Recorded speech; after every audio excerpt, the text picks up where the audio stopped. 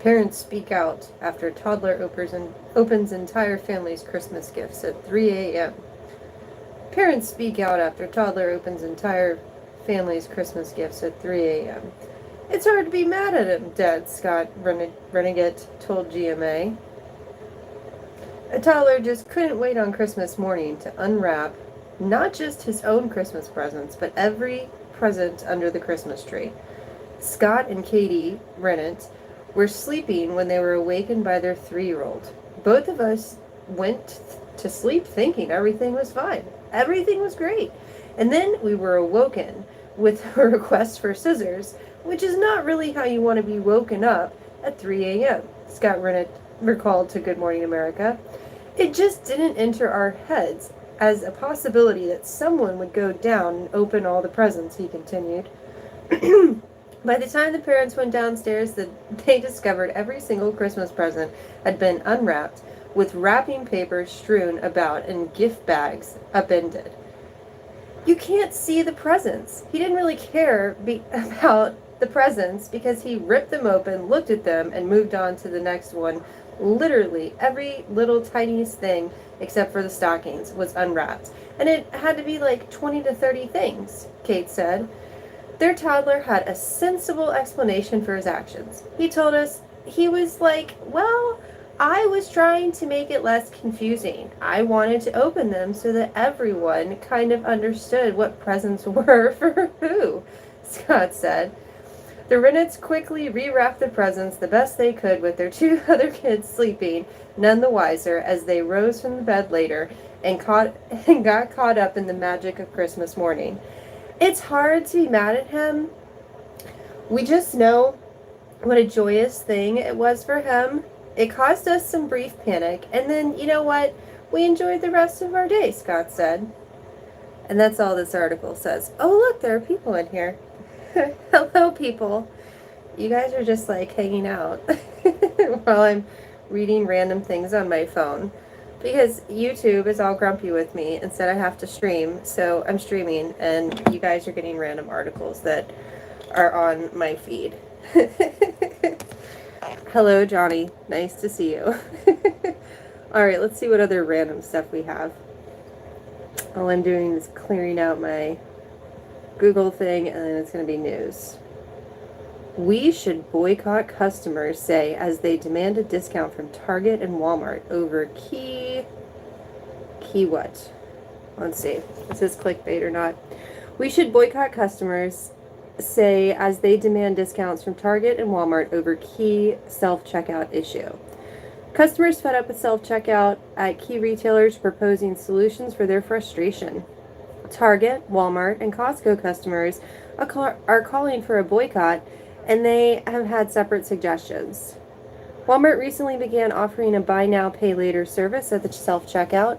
As technology advances, self-checkout has expanded across retailers, leaving many customers dissatisfied, but with no choice but to use the kiosk. As self-checkout endures a reckoning, experts warn, we are at an inflection point. Numerous businesses are discussing trialing new technologies such as smart carts and more advanced self-checkouts that skip the scanning process, but customers at major retailers are threatening to boycott in the process. One customer took to X, formerly known as Twitter, with a suggestion amid their frustrations. Hi, Jamie. Hi, Jamie. I looked over right whenever you messaged, so you disrupted my article. One customer took to X, formerly known as Twitter, with a suggestion amid their frustration. In a post, they wrote, consumers should boycott self-checkouts at Target, at Walmart, and at Costco unless we get 10% off. Why are we helping these companies put people out of work? Hashtag workers' rights. Neither of these stores currently offer a rewards program for customers using self-checkout. The U.S. Sun reached out to Target, Walmart, and Costco in a request for comment. There it is. You have to skip past all those ads. Self-checkout woes. Walmart recently announced a partnership with a payment service that will see self-checkouts offer a buy now, pay later service. The retailer has struggled to keep customers happy on several fronts, with self-checkout being a major issue. Customers recently called for a boycott after the retailer began bringing back more cashiers this past summer in an experiment to prevent misidentification of inventory and theft. Another user tweeted mentioning Walmart. I heard you were experimenting with putting an associate at each self-checkout, they wrote. Sam Walton would be laughing in his grave at the stupidity from the adults running the company. This has to be a joke. As for Target, the retailer has also made recent changes to its self-checkout that some customers are taking issue with. The U.S. Sun previously reported on customers dissatisfied with Target's new 10-item self-checkout limit. Meanwhile, Costco shoppers are also fed up, with some saying they're done with shopping at the grocery giant. One shopper claimed the retailer refused to let Instacart shoppers use self-checkout. Costco has also asked staff to monitor self-checkouts to assist shoppers with scanning items and to check people's membership cards. The move comes in an effort to crack down on people supposedly sharing membership cards, as membership fees account for a large amount of Costco's profits. Dunkin' is removing one of his plant-based milk options. Okay, this is a totally different article. Oh, you have more comments. They are putting too many of these self-checkouts everywhere. It's not about the customers anymore. I don't think it's ever really been wholly about the customers. The dynamic of all of they don't care. Yeah. They just, I guess I'll flip. I just put this thing on the toilet. I'm like really social media dumb. There we go. Hello. I'm reporting from the bathroom. YouTube got mad at me, and so I have to like, I have to stream. And so I'm streaming as everybody else is sleeping. When it's mom and pop places and they care about every single sale, whenever they turn into big box companies, they don't care about every buying experiences feel like crap. They do. And if you know the history of how the shopping experience used to happen, it's all been just twisted up. We're herds. YouTube has been getting worse. I only started doing the YouTube stuff because like it seemed like it was gonna be, a way to socially engage, but then also like make a couple bucks off stuff I was doing anyways. And then I looked at my little thing and it said that the past few days I've made like a penny because but I'm still having tons of people watch my stuff, so I don't know, streaming's supposed to be the hack.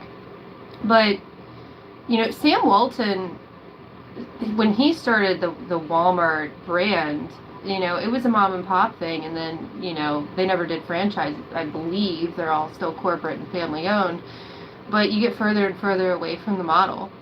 I mean, for a long time it used to be, the shopkeep would have everything behind them and you would request stuff, and they never had any theft issues unless it was like actual robbers back in Western days and stuff like that.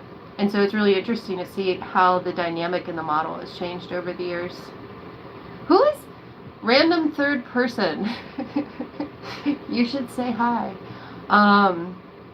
So what are you doing up at 1:26 my time, Jamie? Oh, I put you on the spot. It's like, I was going to end up recording some of my little Are You Smarter Than a Fifth Grader videos because I didn't expect anyone to show up. Oh, I made the third person run away.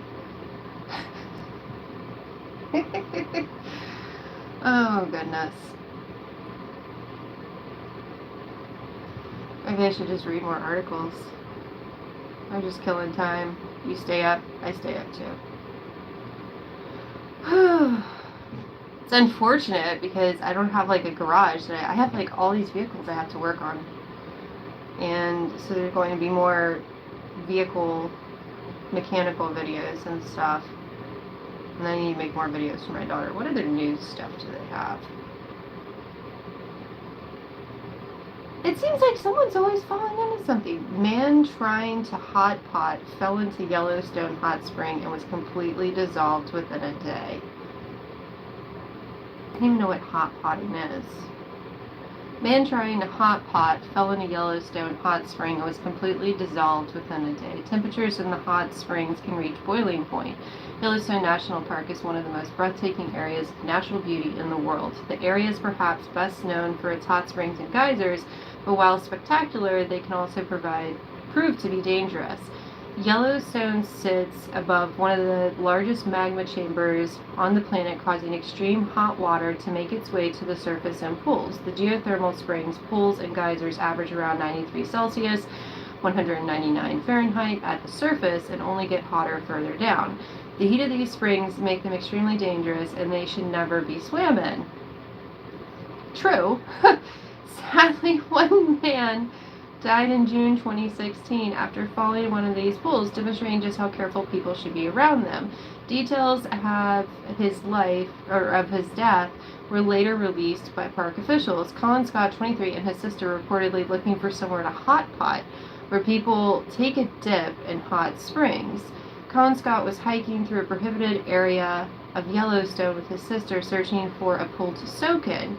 But whilst he was trying to test the temperature of one particular spring near Pork Chop Geyser, he slipped and fell in. His body was found later that day, floating in the water, The Guardian reports. When his body was found, the water temperature had risen to the point of boiling around 100 degrees Celsius. Portions of Colin Scott's head, upper torso, and hands were visible in the hot spring. U.S. Park Ranger Phil Sterrell wrote an incident report. Due to the report of the individual not previously visible, a lack of movement, suspected extreme temperatures, and indications of several thermal burns, the subject was determined to be deceased. Emergency services were unable to reach Scott's body due to the volatile thermal area. Oh, that's terrible. Where they were in, and were eventually forced to abandon the recovery efforts due to an incoming lightning storm. By the time they returned the next day, the high acidity and heat in the water had caused Scott's body to dissolve, leaving nothing but his wallet and flip-flops. The incident report noted the consensus among the rescue and recovery teams was the extreme heat of the hot spring coupled with the acidic nature dissolved the remains. Footage from Scott's phone recorded the moment he fell in and his sister's efforts to rescue him. Officials chose not to release this footage. Hot potting is in fact illegal in Yellowstone because of the instances such as this. Deputy Chief Laurent Veras told a local news station, KULR-TV, Scott and his sister had probably been hiking through the prohibited area of the park and were specifically moving in that area for a place that they could go and soak. The National Park Services advised visitors not to stray from boardwalks and trails in thermal areas. Hot springs have injured or killed more people in Yellowstone than any other natural feature. Walmart's feel like jails with cameras. Everywhere has cameras. They do. Everywhere has cameras now. My daughter points them out to me because I started pointing them out to her, but they do. Everywhere has cameras, and it seems like there's an influx on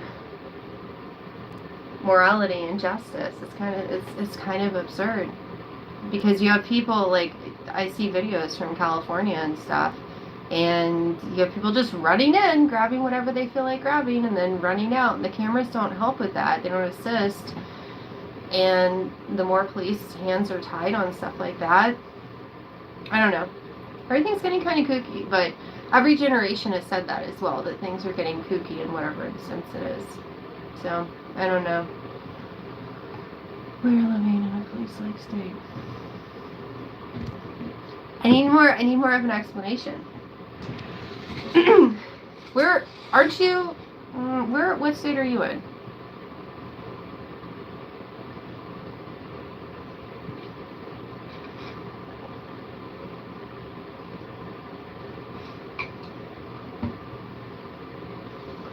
In the Virginia area versus the Baltimore area, they're just totally different. Florida, what part of Florida? I've been to Florida a bajillion times. I feel like we've already had this conversation, but I have a terrible memory of things. I'm originally from Biloxi, so things are quite different. It's a different culture in the more southerny areas. But, I mean, Baltimore, there's a huge lawlessness. I mean, dirt bikes are illegal in the city of Baltimore, but because I don't remember that. Let's see what that's near. A lot of the cities in Florida, at least I've driven by. Where is that?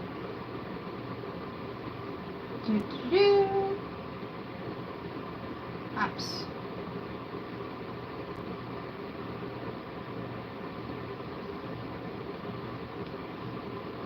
Oh, you're down in Florida. Okay. You're like way down there. You're almost as far south as you can get. You never left Florida, born here. You haven't like traveled anywhere? You should always travel a little bit. Yeah, I don't think I've ever been that far down. The Transformer came from Winter Haven. Which I don't even know where that is over here.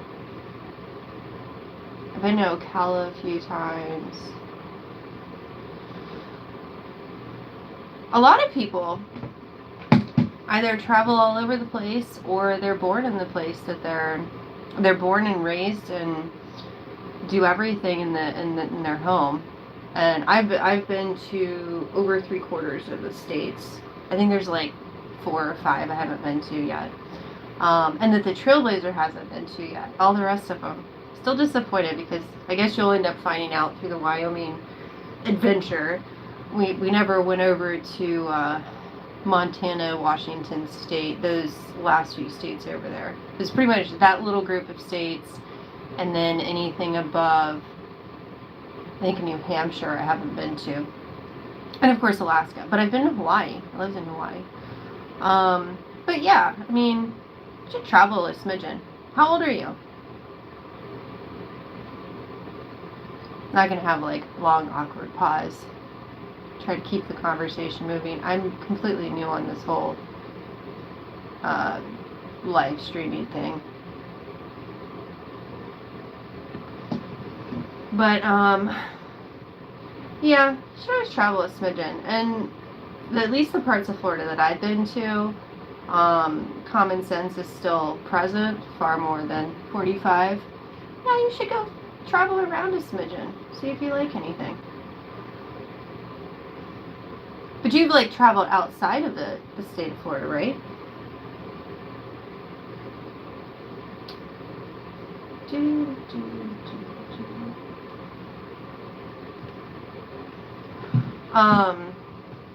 But yeah, Baltimore's kind of weird because it's so impoverished in certain areas. Do you guys have a homeless problem in your area? Because I think you're in more of the you've never ever left Florida.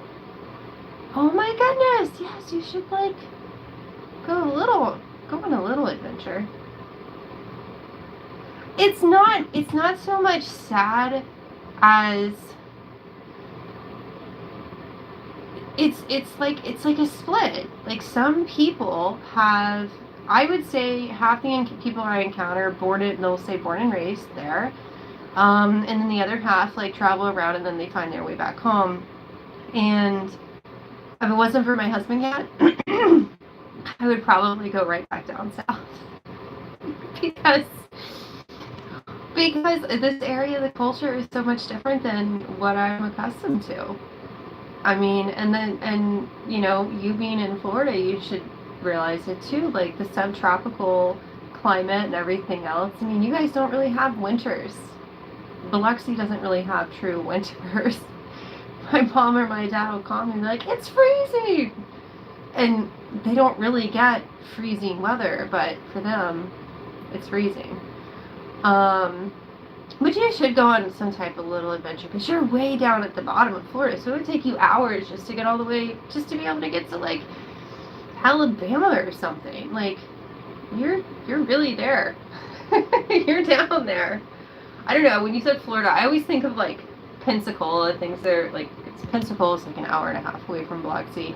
I mean, Ocala was a little bit of a hike, but it wasn't nearly as far down as you are. Yeah.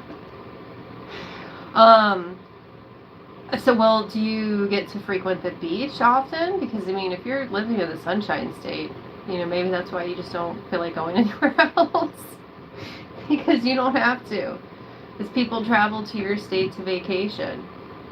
It's always interesting whenever people move from like a destination area or a place that has really nice climate, and then you're like, why would you move from Hawaii to like New York City? Just doesn't make any sense. You went from like aloha culture to like move out of my way. Florida's a lot of fun. I know Florida's a lot of fun. I totally agree. I do. I've been to Florida more times than I can count, and New Orleans and stuff. I think they're a great state. I've heard people say they're like the retirement state or like the Bengay state and stuff like that. And like that couldn't be further away. It's like, yes, a lot of people like to retire there because it's beautiful and it's warm, and unless you're like in a super city there, like the metropolitan area where maybe people don't care as much, but then it's still like southernish, so then you should still have the culture that people give a crap about the other people. So I don't know. Florida is a top state where many people are moving to. Yeah, absolutely, because it's nice. I mean, I don't know about your area. Is your area like small townish, suburban, or metropolitan-ish? Because that varies on like how the people will act and stuff like that. But that's why they say that when you go further south in the states, like it's they're hospitality states. It's expensive. Oh, okay. See, Biloxi is getting more expensive. But since you already bought and own a house, that works out pretty well. They probably have like a lot of ranchers and stuff down there.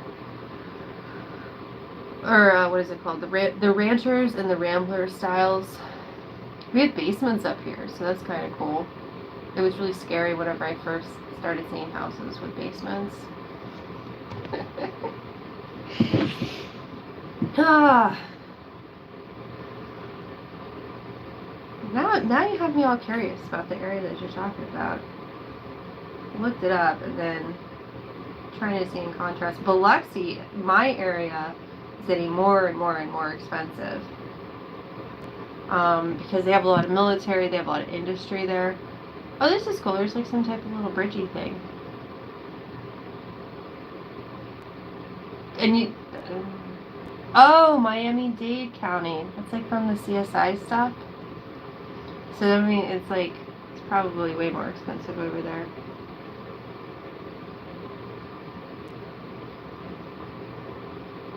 You have a rich Latin heritage and many recreational options.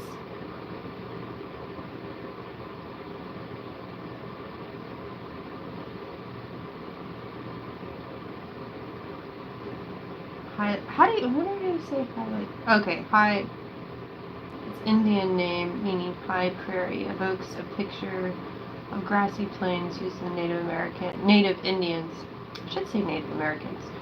Coming from the Everglades to dock their canoes and display their wares for newcomers of Miami. How do you say it? Is it Hialeah? Hialeah? Let's see. Pronunciation.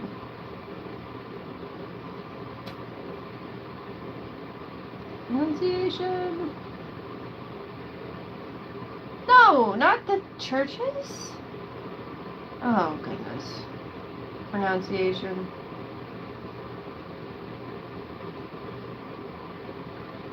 Aha. No, I don't want to practice. I want you to play it. Make sure you're in a quiet location and try again. Hialeah. We have inflation everywhere in America. Things are going up. Things are going up. I know, but I don't know how to pronounce it.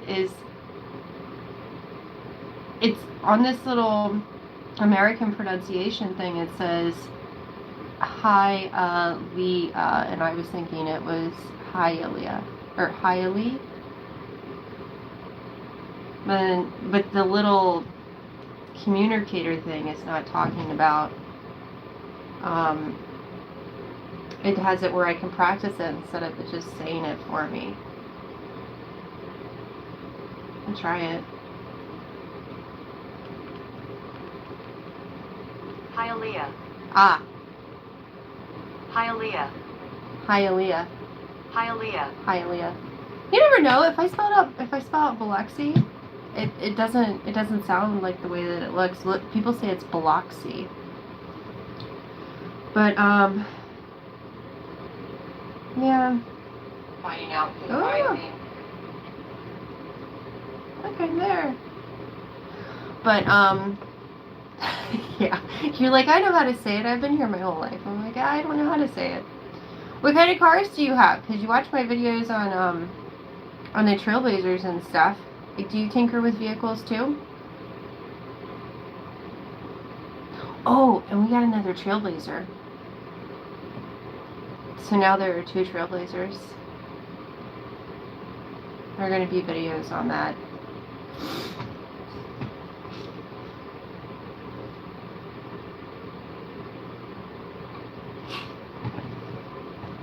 This is like a super awkward conversational thing.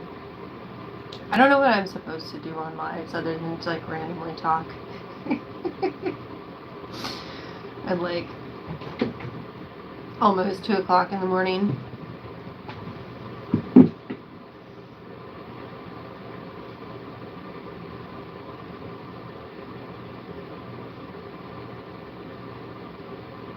And this one's almost done. We have cars. I know, but what kind of cars do you have? I figured that you had vehicles. In my mind, I put people with vehicles. So if I see, like, my neighbor has a Honda Odyssey that's silver and has a very specific dent on the hatch, and so like if I see a Honda Odyssey, then I think of my neighbor and I'm like, oh, that's Danielle. So it's always one of my questions. Not like I judge people and stuff. An Outlander? Okay, well then that will be plugged into memory. Oh, and there was a debate. So are you a Jamie or are you a Hamie?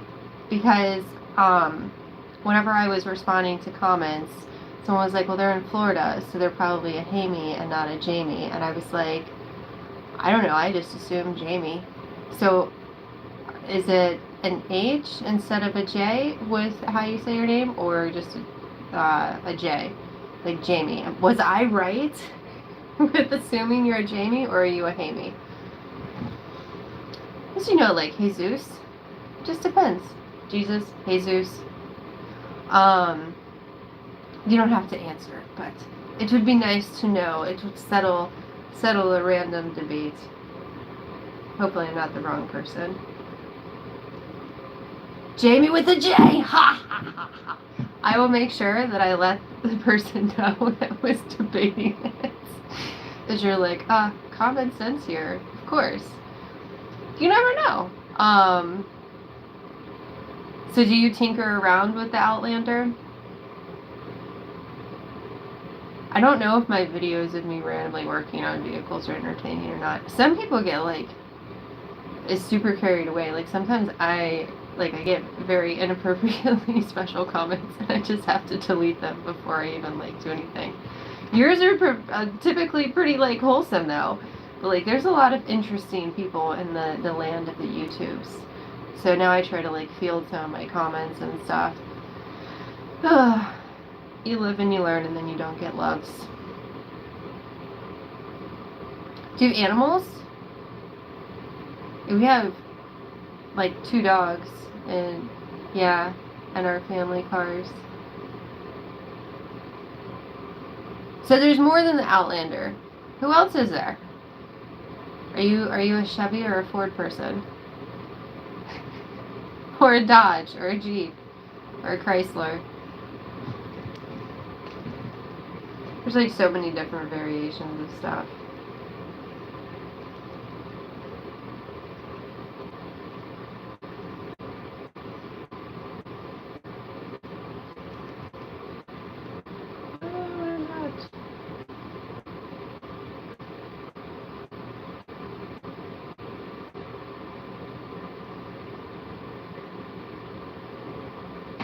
My brain was getting the Outback confused with the Outlander, and I had to like fact check it really quick.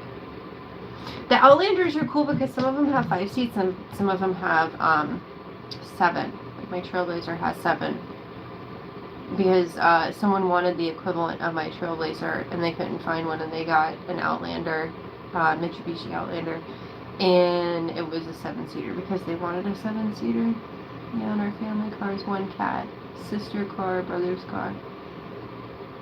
So you're the Outlander person. Do you have a 5, or do you seat 5 or do you seat 7? And are you happy with it? Because like I had an Eclipse, and my Eclipse was always having like random little issues. All kinds of cars. Well, if you haven't been able to tell, I'm all about the cars and the houses and my children and the animals and stuff. And at least you have 1 cat. I'm infested with cats. We have like cats all over the place. We have 3 cats and we are okay with it. Well, that's good. Yeah, I liked it was like a 97 Eclipse. But everything was like super smushed. So I like my mechanical friends would always complain about it. Japanese cars give less problems. I know, but they're meant for like teeny tiny hands when you're trying to work on them too. So it's like for some reason like Japanese cars, they smush everything in, and then when you're trying to work on them, you're like, I can't get my hands in here. It's probably why I have such a preference with like American-made vehicles.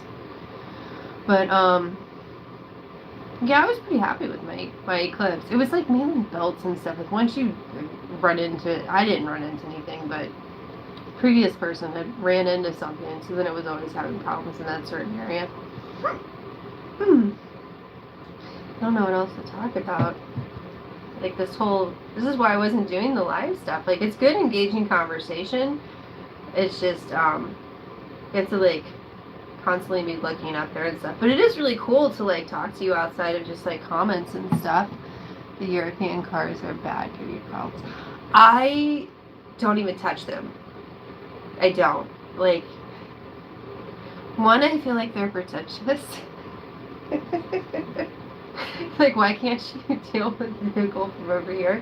But then two, like the parts are expensive, and like.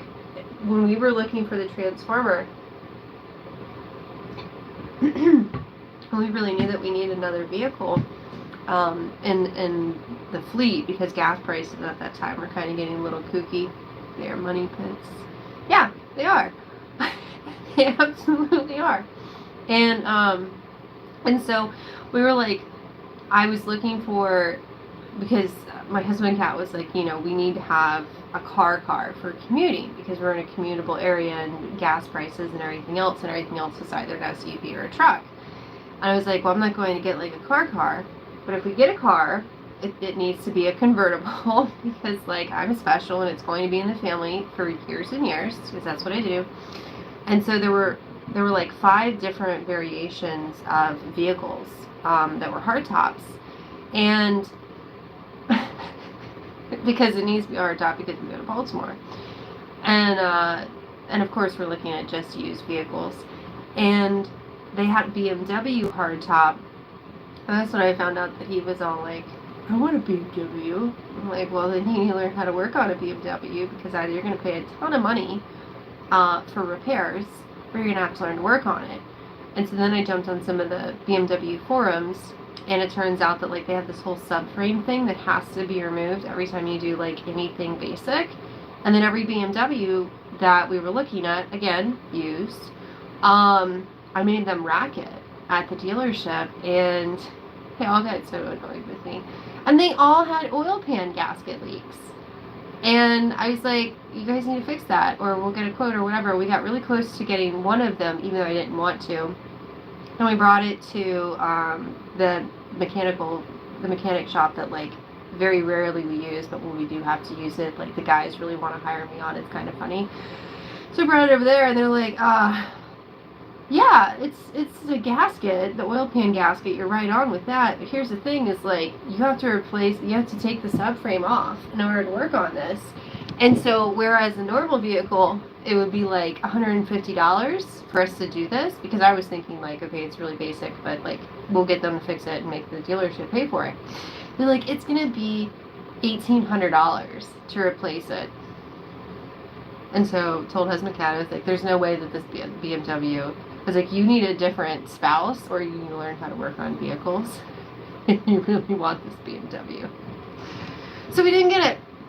And instead we got the Chrysler. The Chrysler 200 hardtop. And we went down to Florida to pick her up. Well, I did.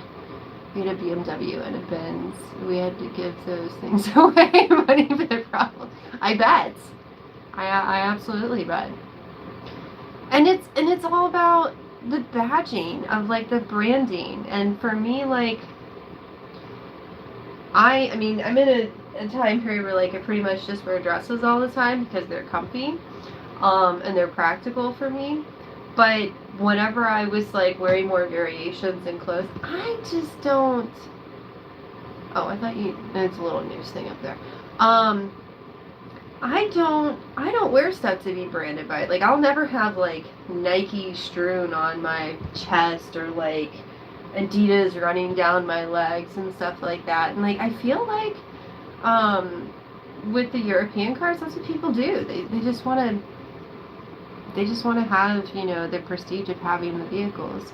We are so glad we gave them away. Did you really? Oh my goodness. I don't think I've ever given a car away for free. No, I have. Actually, I did. A Mercury Cougar to somebody that needed to be able to drive. Well, good for you, and being able to get different vehicles instead of the ones that wanted to have a bunch of issues. My goodness. Maybe I'll do some more article stuff. I don't know what I'm supposed to do on here. I'm just doing this so that YouTube won't get grumpy with me. I am enjoying conversation as well. I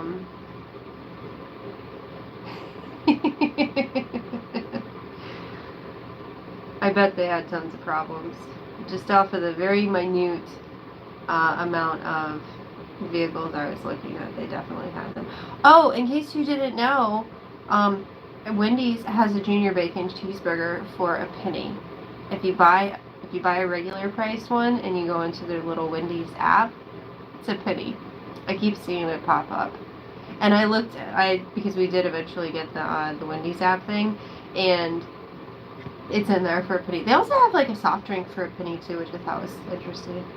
Random useful information if you like Wendy's.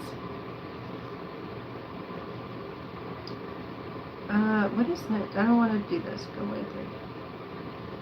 What other little news? I never look at news stuff.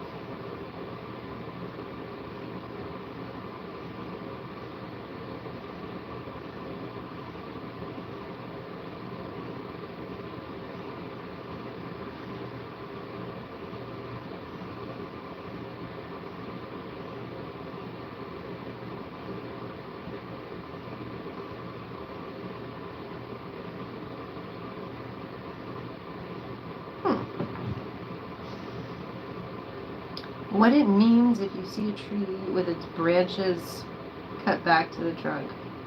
When you come across a tree with its branches cut back to the trunk, you're likely witnessing an ancient and methodical form of tree management known as pollarding.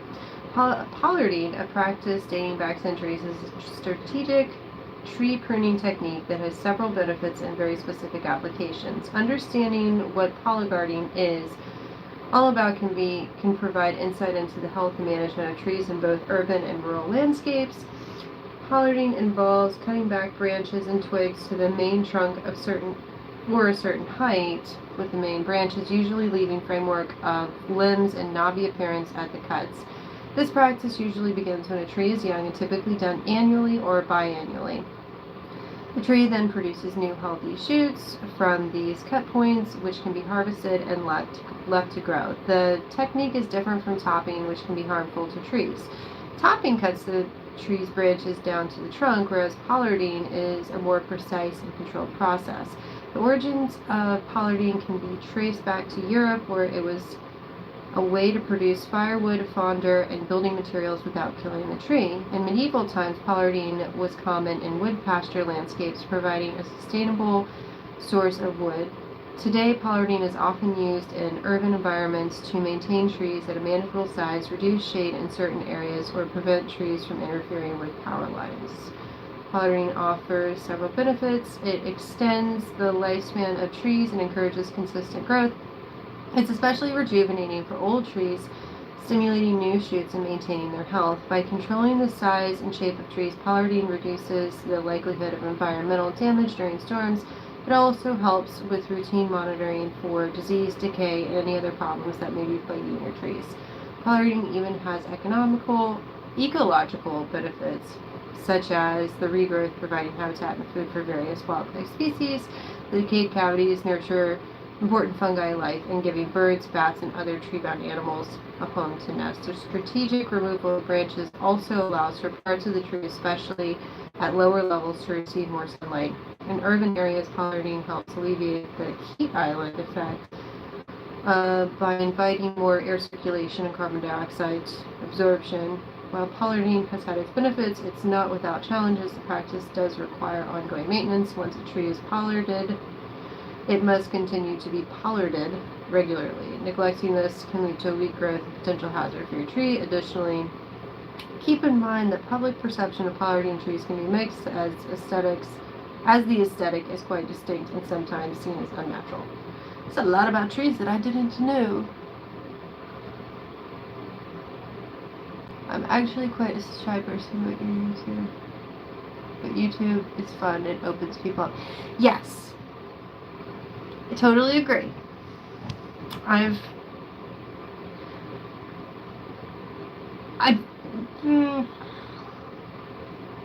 It's easier. I think YouTube makes it easier to socialize on your own terms instead of being forced into it. It's like, I'm coming out of a shy period of my life, so I totally understand that.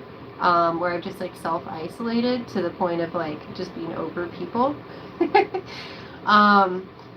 And prior to that, like I was extrovert, introvert. Like I was never just one or the other. And so I would go in and out of it where like I was comfortable socializing in my home. I was comfortable socializing at, my businesses I had and stuff like that. And then like my life blew up and then I was just like, nope, I want to stay away from people. And then I became very like reserved and shy. So I get that. And YouTube is kind of helping with that because at least for me, it reinforces that like you can socialize on your own terms. So as somebody that participates in the audience, your perception of it's going to be a little bit different than mine. But from my perspective, like I get to meet people like you where, you're not just like right here being like, Michelle, hi, I'm conversing with you. It's on your time that you converse, and then on my time I converse back. And so I like it. It's a preferred method of communication. And then, not as frequently I'll have like little grumpy people pop up and like you can't just delete a person that's in front of you. But with YouTube you can. So somebody who gets grumpy with me, I can either block them or delete them or whatever. And so then, it's gradually helping me become a little bit more extroverted than I was.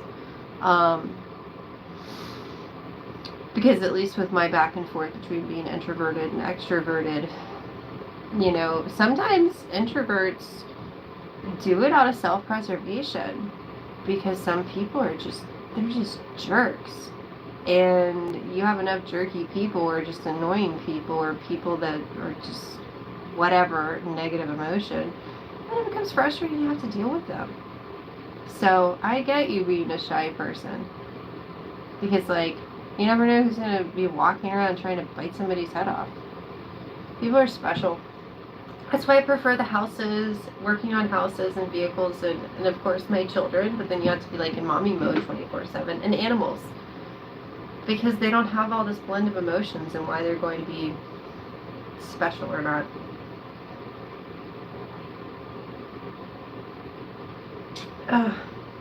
Plus it's a useful exchange of information. Like I really like your comments whenever with the videos and stuff because they're either like hilarious in my sense of humor, and so I appreciate that. or it's an exchange of information or an exchange of like how your day was, but like in a similar setting to what was going on with that particular time period. And that's how I feel like conversation should be. And maybe it is that like people need to be able to have that buffer where it's like you watch something, you absorb the information, and instead of just being like, oh, I need to speak right now, like how some people talk over other people, which I'm guilty of occasionally. But like maybe that's the buffer point of where as mixed feelings as I have about technology and stuff like that, because I am very nervous of technology with certain things. It is beneficial for communication because you can do it at your own terms. So your comments are funny, or they're logical and interesting, sharing of information. So I do appreciate your comments, just in case you wanted to know. But and I don't know, like as a random person on the, well, you're not really random, because we do communicate fairly often. Do you like it when there's like this? You're very welcome. Do you like the streamy stuff? Because like I don't utilize YouTube the same way that like other people do for as like I guess idle time, or like I typically would use YouTube as how to fix whatever problem for 2003 Chevy Trailblazer, or just like as a fact-finding quicker way that if I couldn't find an article, because I like to read more than I like to watch. I like to listen to stuff sometimes. So I mean, I don't know if you have any interest in like history or autobiographies or documentaries and stuff like that. Like I like to listen to that kind of stuff. But the point that I'm trying to make is, do you like, as a person that as an audience person for YouTube, do you like the live thing? So do you watch other live things, or do you like, I'm not sure, keep experimenting? Okay. Because I don't know. Like I can't pause it. Like the live stuff feels, I mean, I'm happy you're here because I feel like I somewhat know you through comments and stuff, but it feels more intrusive than like I'm making a video and I'm just like, hi, this is Michelle Fixit, blah blah blah blah blah, and then I pause it, and then I pick it back up again when I want to, because I'm sure you've picked up by now. I don't do editing. I don't do any of the stuff. Sometimes I look better, sometimes I look worse, and it all depends on lighting and stuff like that. Like I'm just making quick little videos and stuff, because my cousin let me know that I was missing out on the people that he knew back home in, well, he's not in Biloxi, he's in a different part of Mississippi, but it's so close enough. But he was like, yeah, you're missing out on people pay you to be doing what you're doing. And I'm like, yeah, but that also means that like, I don't have to repeat myself, so I can make a video. So is this the first time you've done a live thing, or have you done other ones? Or are you still there? You ran away. Or are you there and the other person's not there?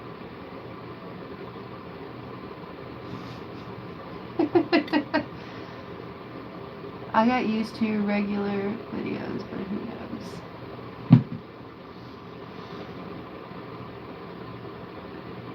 Okay.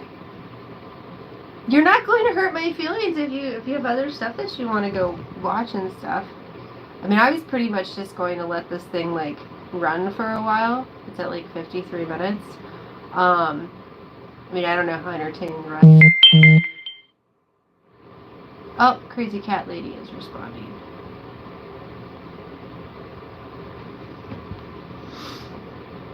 I don't know where my other phone is.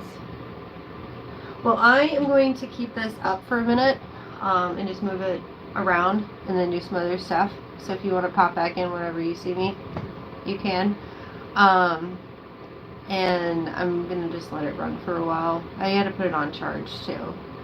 So it'll just be like a blank wall and boring. There we go.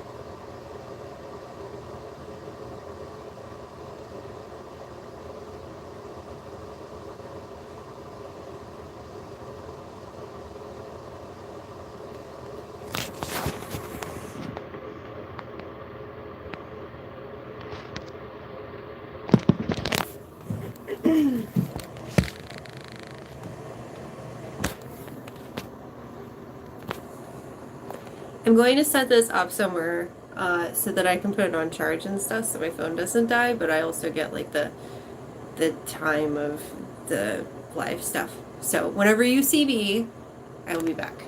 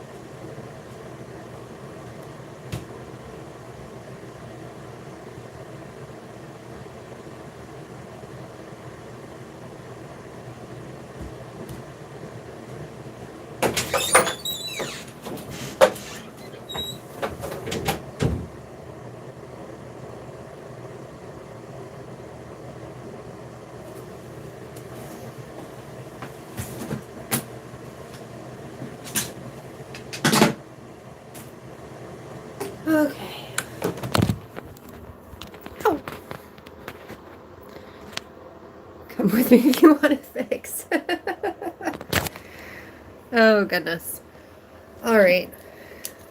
Thank you for your insight, Johnny. I am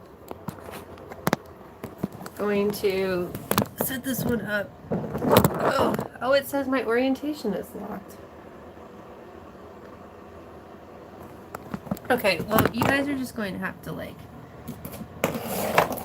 be set up that way. So, this is going to, I'm doing a video for my daughter. One of the homeschooling videos, so you guys get to see how this is going to go.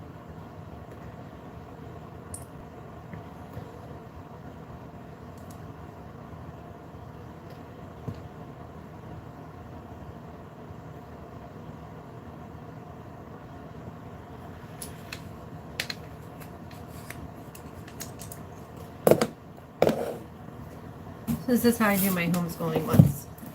So I have my book, and then I'm going to make the video about this stuff. And I typically try to do it for an hour. So hopefully if you jump out of this, like Jamie, if you jumped out and then you jump back in, it'll show you. This is how I do my video on making homeschooling videos. And I do cheat. I get I get the answer key. I use that so that way I don't mess up with my stuff. Alright, so we'll start on page 25. I set up so I don't look funny. Ooh.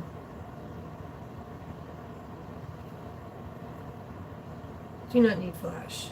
Alright, flip this around. Oh my. Now my screen is all blurry.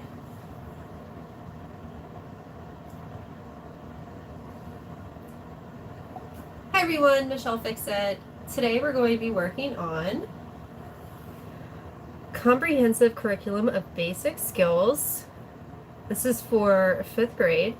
Everything you need for 5th grade success: math, reading comprehension, English, and writing. So today we are going to work on page 25. So go ahead and skip ahead to page 25. And the first thing we're going to do is we are going to write our name at the top of the page.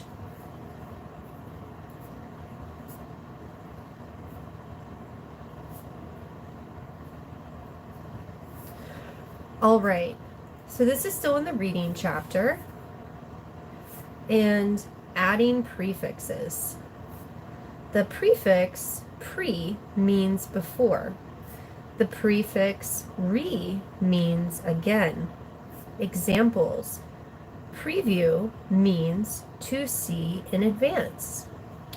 Redo means to do again. So you see the re and then the do, so the redo, the do is for there, and then the pre and the view. So view, I should have just put view in advance. Okay. And then we have a toucan for pre and a little penguin for fix. Prefix. Directions. Write sentences using these words with prefixes. Number 1 is prefix. So what kind of sentence could we write with prefix? We could write a prefix is a syllable at the beginning of a word. We could write the prefix means before and the re means again. Or we could just use it for the literal portion, which is preview, and then it said example to see in advance. So what will we see in advance? We could see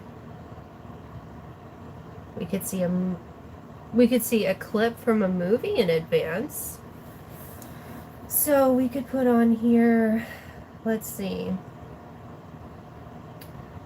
a trailer for a movie is a prefix for the film. And I know, I wrote that sentence out rather quickly. So, if you want to use my sentence or come up with your own, my sentence is a capital A because it's the beginning of a sentence. Trailer, which is Trailer,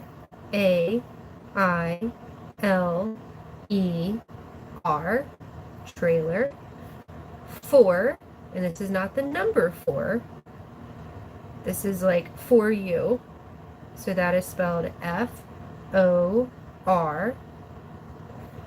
A movie, and movie is spelled M-O-V-I-E,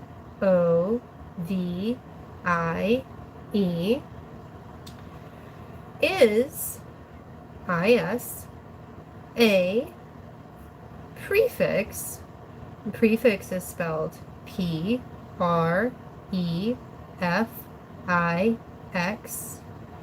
for, and again, this is not the number 4 spelling, and 4 is spelled F-O-R, V-T-H-E, film, F-I-L-M. So number 2 is using the prefix redirect in a sentence. What kind of sentence would you use for redirect?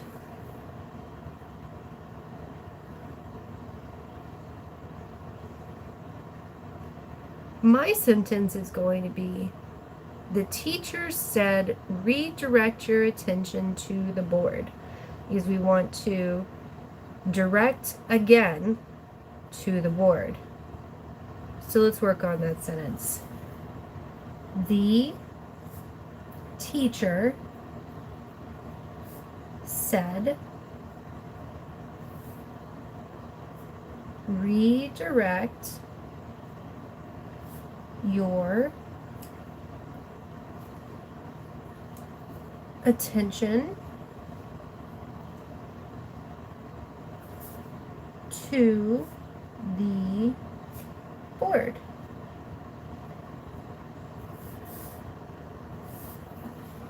Okay, so because the is the beginning of a sentence, the T needs to be capitalized.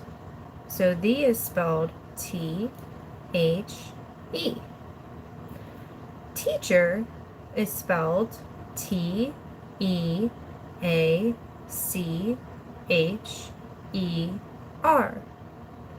Said is spelled S-A-I-D. Redirect, and we have this in quotations. And our quotations are when we're pulling from what a teacher or a person says. So if we're saying that this is exactly what the teacher said, we start what she said with quotation marks. And then at the end of what she said, we end with quotation marks. So redirect is spelled R-E-D-I-R-E-C-T.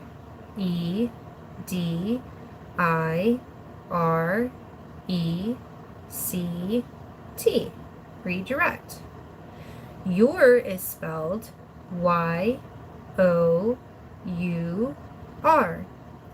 And this is your, as in this belongs to you, not your, which is you are. So if it was you are, it would be Y-O-U, and then it would have a dash. Oh, Miss Michelle Fixit's brain is not working. But it would be spelled differently. Attention is spelled A-T-T-E-N-T-I-O-N. Attention. 2, not the number 2 spelling, but the other 2 spelling is T-O. The, T-H-E, board, B-O-A-R-D, board. Number 3, regain. Let's see what kind of sentence we could put for regain. What do you think?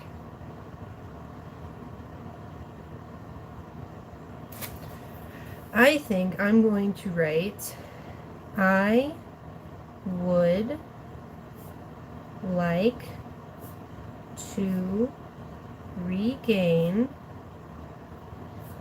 my ability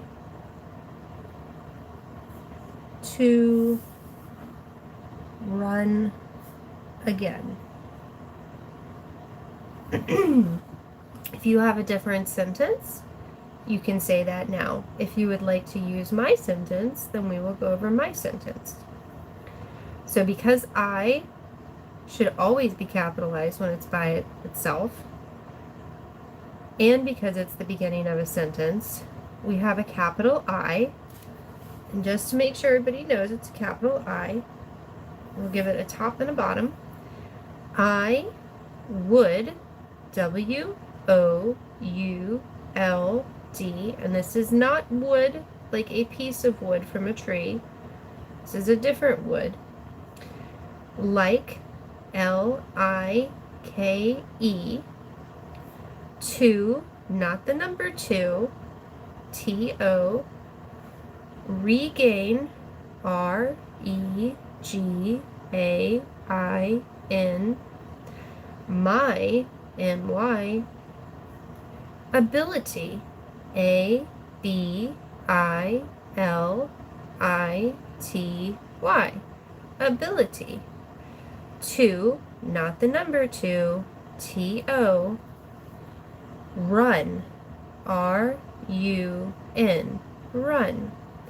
Again, A-G-A-I-N, again. Number 4 is predetermine. So think about what sentence you could use with predetermine in the sentence.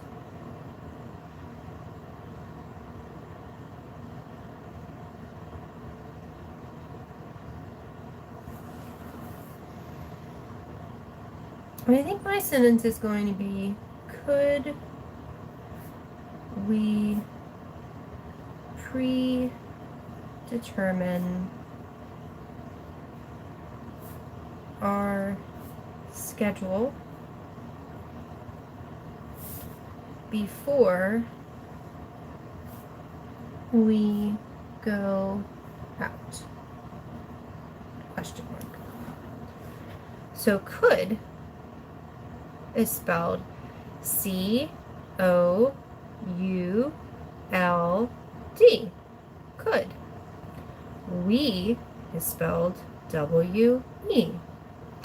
Predetermine, which is determine,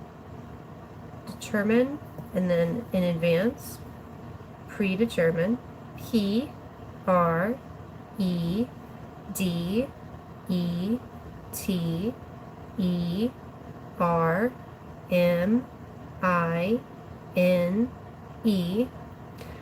R, or hour, but not an hour like in time. An hour as in one person plus another person possibly. A bunch of people, more than one person.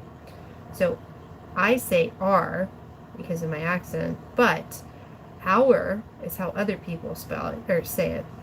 An hour is spelled O-U-R. Schedule. Schedule is spelled S-C-E-D-U-l-E. Schedule.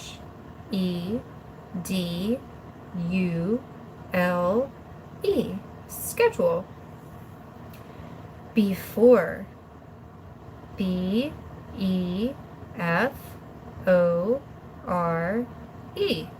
Before. We. We is spelled W-E. Go. Go is spelled G-O. Out. Out is spelled O-U-T. And then because we are asking a question, we put a question mark at the end of our sentence, or at the end of our question. Number 5, reorganize. Think about what kind of sentence you could use for reorganize. And if you need help, remember, re means to do again. Organize is to organize things, to make them make better sense, categorize them, like items together or in the best way possible. So I think my sentence is going to be, could we reorganize the garage before we work on the Jeep? Question mark. So, could, because it's the beginning of a sentence, starts with a capital C. Capital C, O-U-L-D. Could. We is spelled W-E. Reorganize is spelled R-E-O-R-G-A-N-I-Z-E.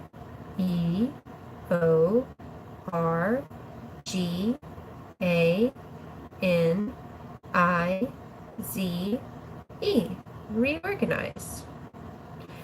The, or the, is spelled T-H-E. Garage.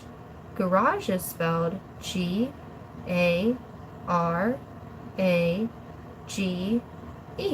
Garage. Before. Before is spelled B-E-F-O-R-E.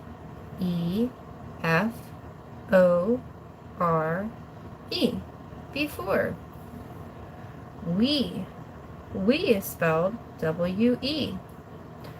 Work. Work is spelled W-O-R-K. Work. On. On is spelled O-N. The, or the, is spelled T-H-E. Jeep, because Jeep is a name of something, is spelled with a capital J. So capital J, E-E-P. Jeep. And a question mark, because we're asking a question. Pre-package. Pre-package. What kind of sentence would you like to use for pre-package?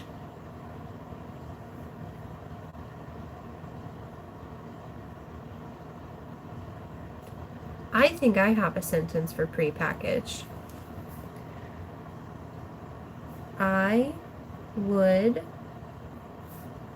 like to pre-package the sandwiches before we eat them. So for my sentence, I'm starting my sentence with an I, which should always be capitalized when it's by itself, and especially if it's the beginning of a sentence. So I'm putting a top and a bottom to my I, just so you guys know that it's a capital I. And then would is spelled W-O-U-L-D. O-U-L-D, wood. This is not the kind of wood from a tree. This is a wood like you're asking a question or you're directing someone what you want to do, not wood from a tree. Like, L-I-K-E, like. Two, not the number two, T-O, prepackage. Prepackage is spelled P-R-E-P-A-C-K-A-G-E,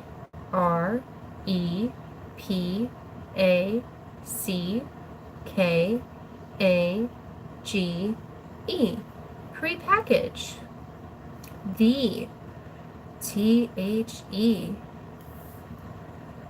sandwiches, S-A-N-D-W-I-C-H-E-S, sandwiches. Before, B-E-F-O-R-E,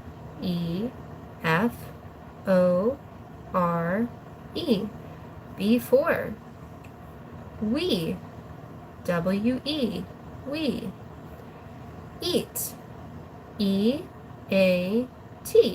eat. Them, T-H-E-M, them. And because we're at the end of our sentence, we make sure that we have a period. Our next word is number 7, which is redistribute. What kind of sentence could you use with redistribute? Just think about it for a moment.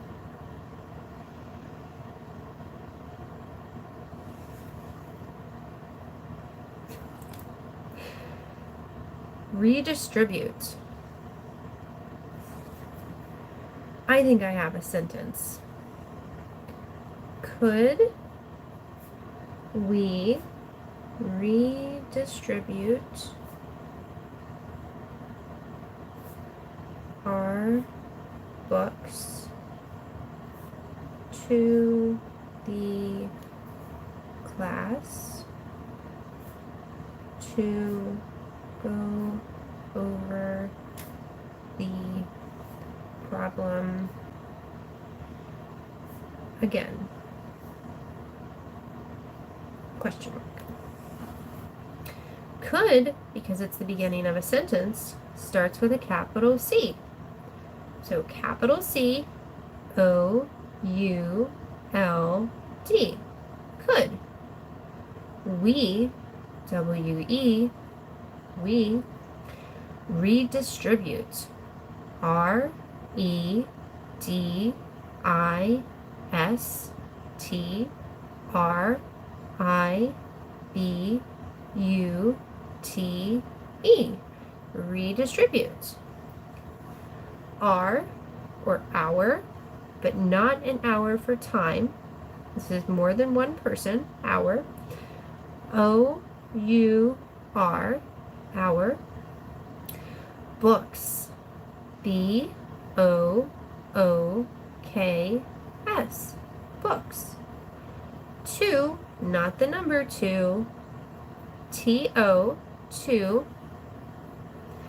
The, or the, T-H-E, the. Class, C-L-A-S-S, class. Two, not the number two, T-O, go, G-O, go. Over, O-V-E-R, over. The, T-H-E, the. Problem, P-R-O-B-L-E-M, problem. Again, A-G-A-I-N,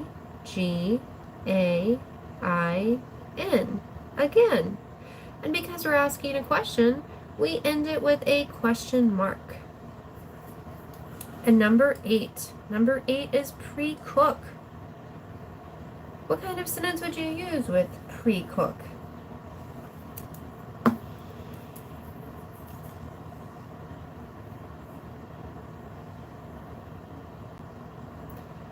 I think I have a sentence.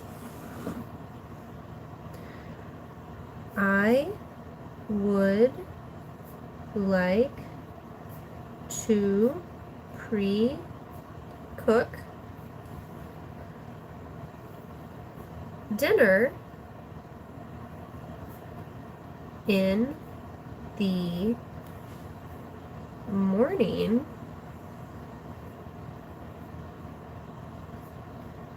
so I can talk at dinner time.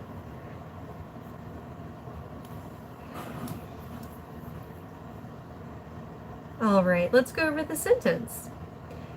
Because I, when it's by itself, it's always capitalized, but also because it's the beginning of a sentence, we have a capital I. And I added a top and a bottom so that way you guys would be able to know that's a capital I. And we spell would, W-O-U-L-D, would, not like a tree. This is not that spelling for wood, it's a different spelling. Like, L-I-K-E, like, to, not the number two, T-O, pre-cook, P-R-E-C-O-O-K,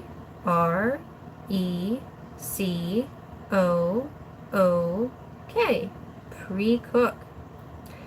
Dinner, D-I-N-N-E-R,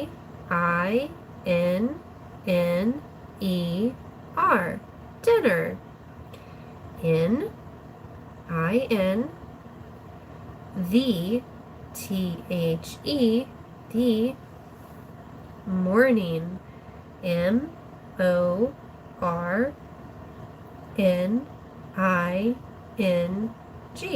morning. So, S-O, I, adding a top and a bottom, and because it's all by itself, it's an I, so it's always capitalized. Can, C-A-N, can, talk, T-A-L-K, talk, at, A-T, dinner, D-I-N-N-E-R,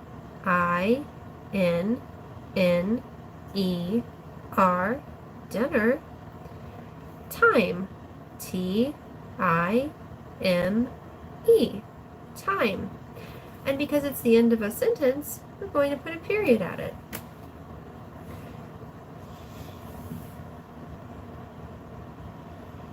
Hey! Phew!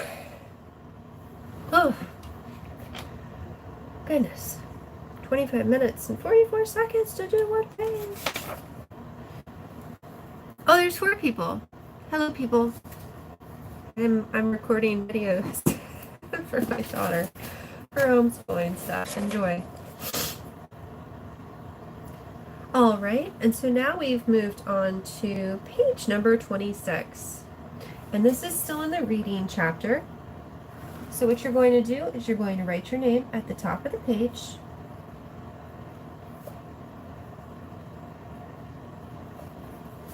And this one is on synonyms. A synonym is a word with the same or similar meaning as another word. Examples: bucket, pail, happy, cheerful, dirty, messy. Directions: match the words on the left with their synonyms on the right. The first one has been done for you. And then we have a little drum on the side. It says loud because it's banging. All right. So if you are tired, this is the one that's been done for us. If you're tired, it's a synonym to sleepy. So what other synonym matches do we have? I'm going to read all the synonyms, and then you can try to match them up, and then we will go over it together. So our words are tired,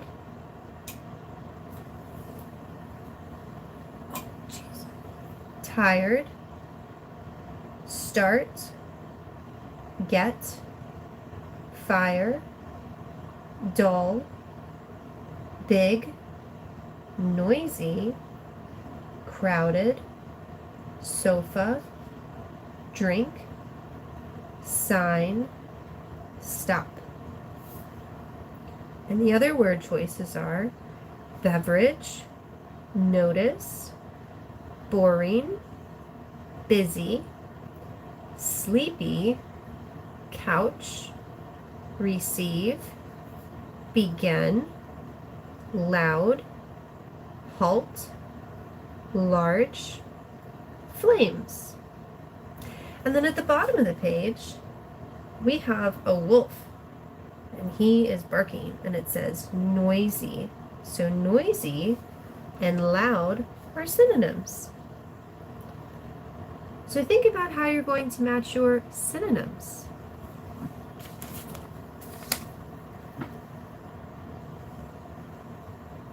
So let's go through the list. Start.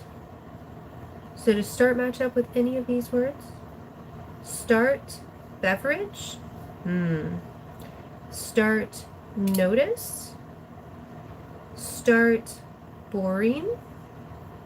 Start, busy. Start, sleepy.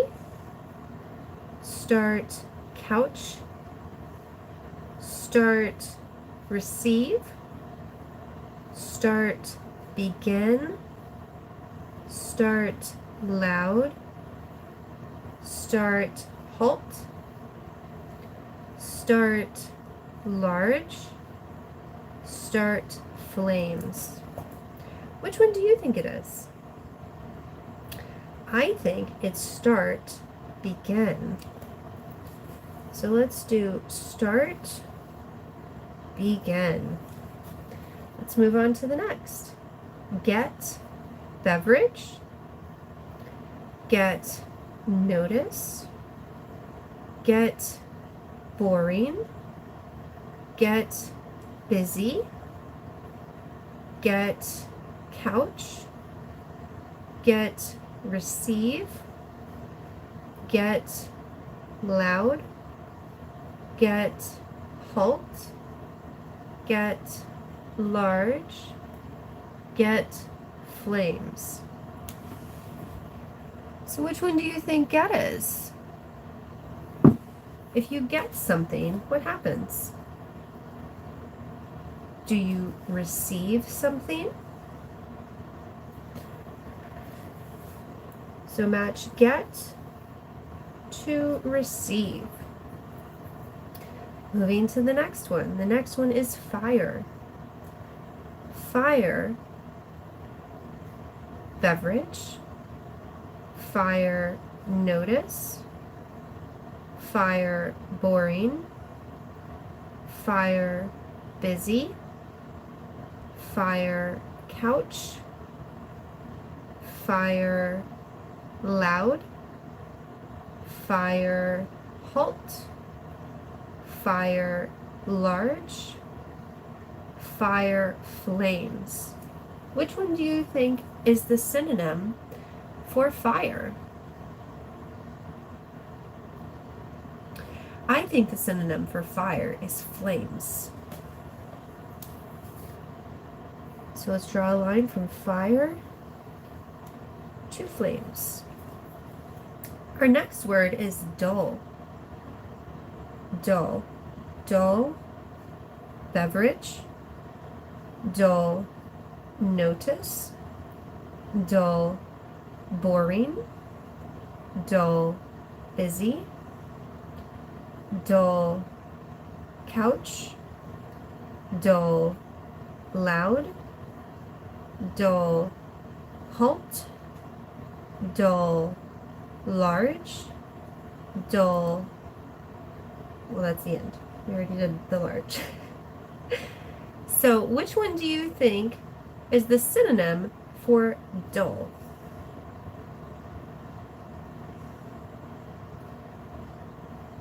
I think it's boring. So let's draw a line from dull to boring. Our next word is big. Big beverage, big notice, big busy, big couch, big loud, big halt, big large.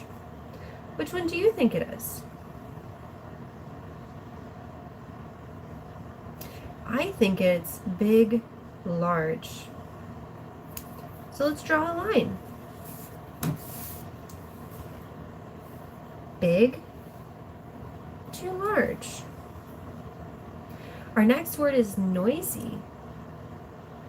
Noisy beverage, noisy notice, noisy busy, noisy couch, noisy loud, noisy halt. Which one do you think noisy is?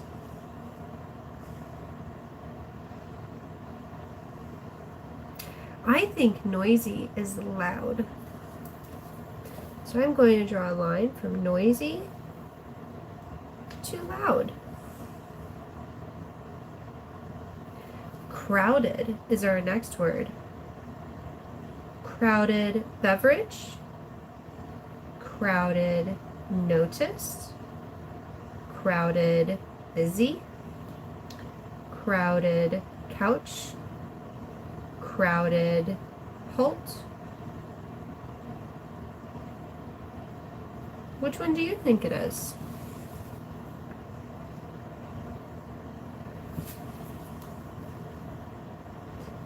If somewhere is really crowded, it's probably very busy. So I think it's crowded, busy. So let's draw a line. Crowded to busy. Our next word is sofa.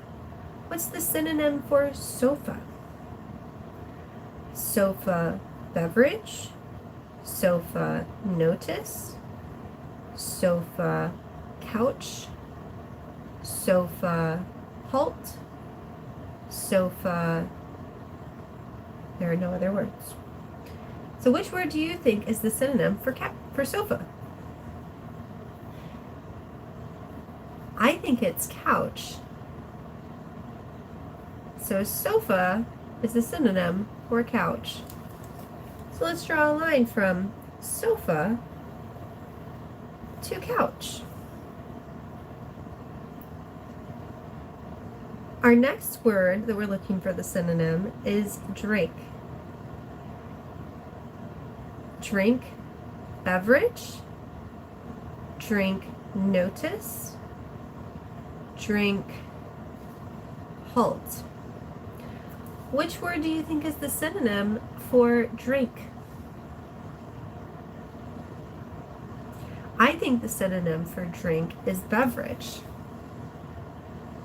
So let's draw a line from drink up to beverage. Our next word is sign. So what do you think is the synonym for sign?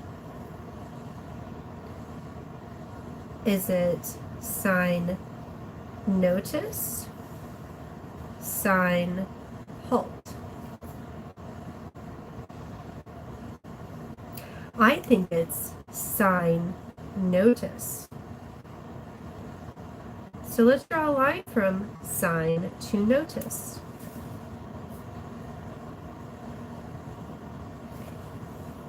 And our last word is stop. And we only have one word left, but we can check our stop against all the other words just to see. So is the synonym for stop beverage, stop notice, stop boring, stop busy, stop sleepy, stop couch, stop receive, stop begin, stop loud, stop halt, stop large, stop flames. I think it's stop halt. So let's draw a line from stop to halt.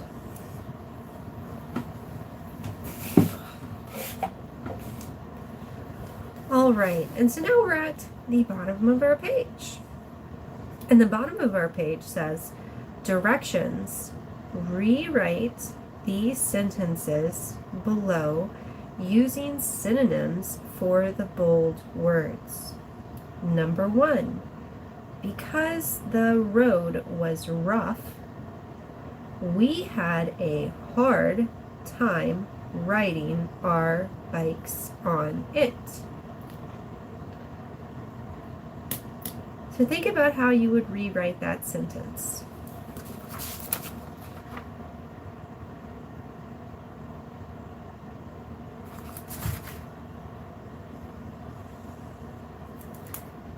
Do you have a sentence yet?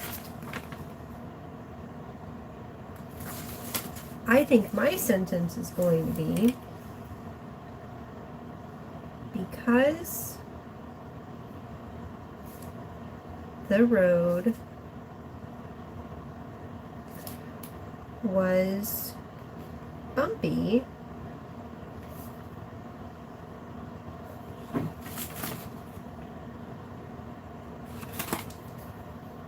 we had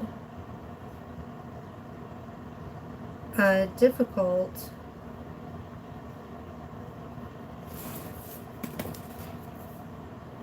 time writing on it. They didn't leave us much space for this sentence, so I apologize. If you need more space, you can write in the space below here, because we don't write as small as they type. So, because is spelled with a capital B, even though Miss Michelle Fixit does not agree with starting sentences with because. They did it in this sentence, so we're doing what they did. So because should be spelled with a capital B because it starts the sentence. Capital B, E, C, A, U, S, E, because. D is spelled T-H-E, D. Road is spelled R-O-A-D, road. Was, W-A-S, was. Bumpy, B-U-M-P-Y, bumpy, comma. We, W-E, had, H-A-D, had a difficult, D-I-F-F-I-C-U-L-T,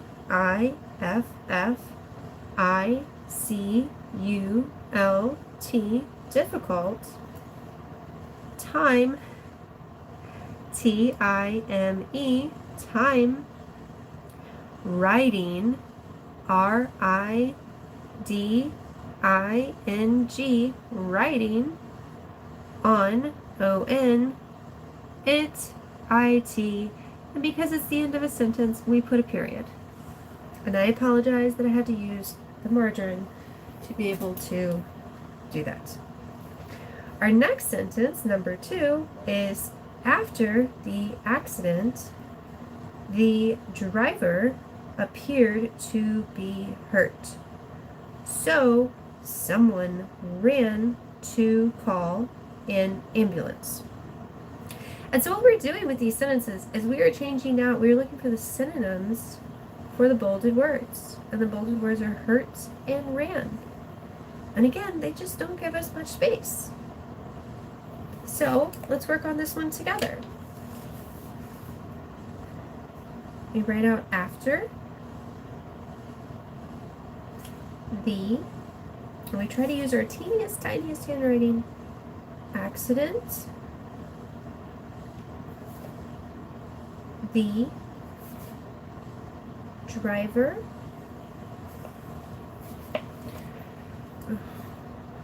appeared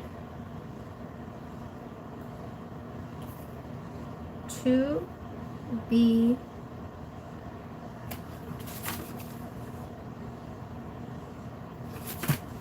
injured,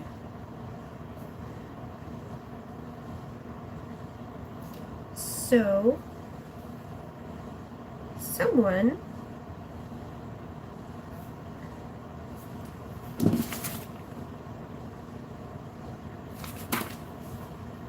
sprinted to call an ambulance. Okay, let's spell out this sentence. After, because it starts a sentence, should be a capital A. After is spelled capital A, F, T, E, R. After. The, T, H, E, the. Accident. A, C, C, I, D, E, N, T. Accident. Comma. The, T, H, E, the.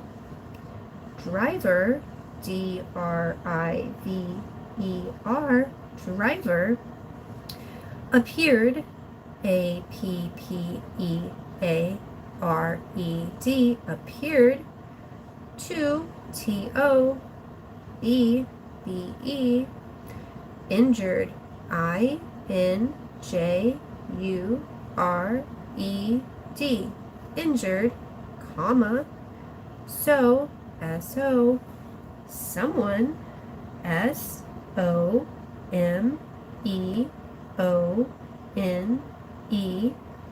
sprinted, S-P-R-I-N-T-E-D, sprinted, to, T-O, call, C-A-L-L, and A-N, ambulance, A-M-B-U-L-A-N-C-E,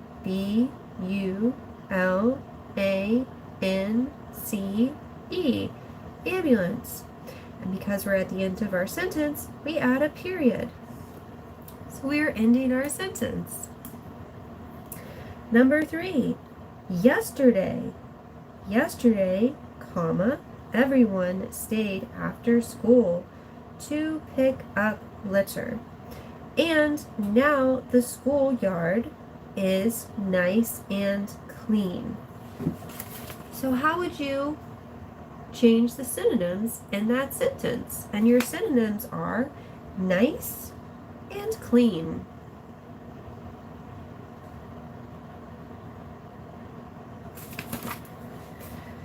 We'll do this one together. So we start off with yesterday.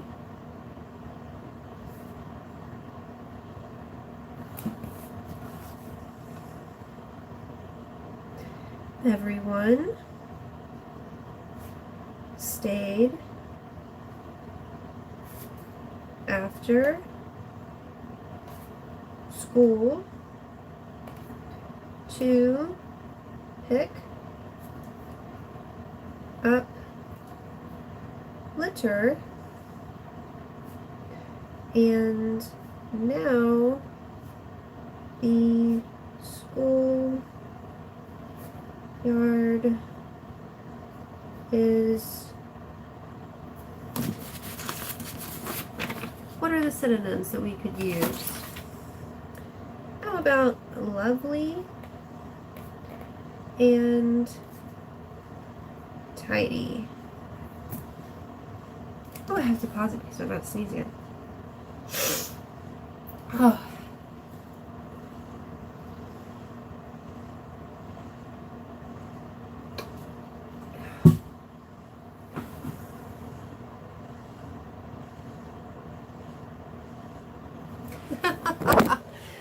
It's just me in here. Oh, goodness.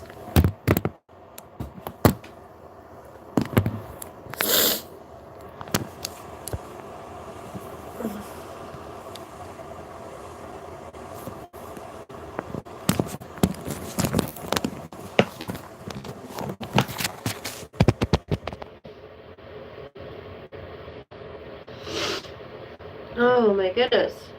Nose is running when I'm trying to do this.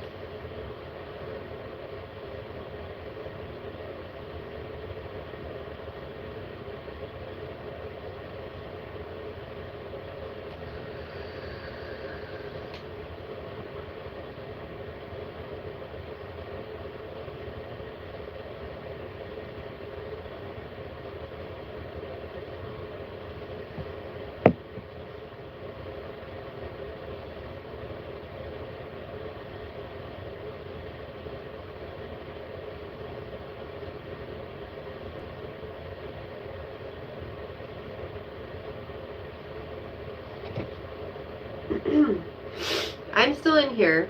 I'm just weighing out the pros and cons of blowing my nose so that I can finish this hour of stuff. So far I have 47 minutes and 14 seconds.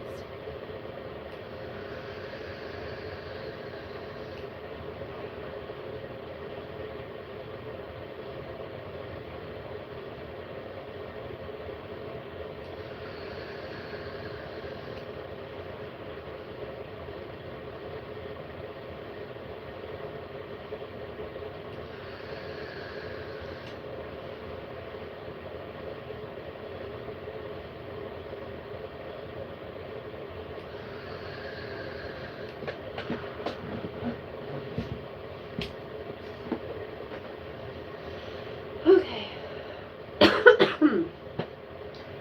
Alright, we shall continue on.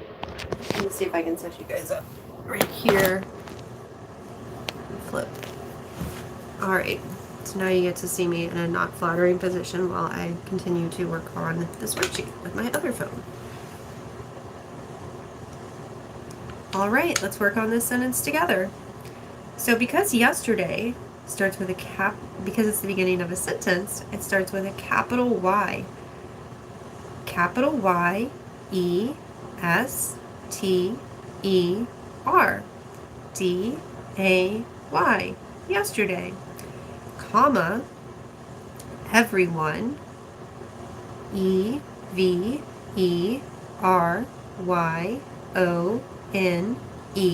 everyone, stayed, STAYED, stayed, after, AFTER,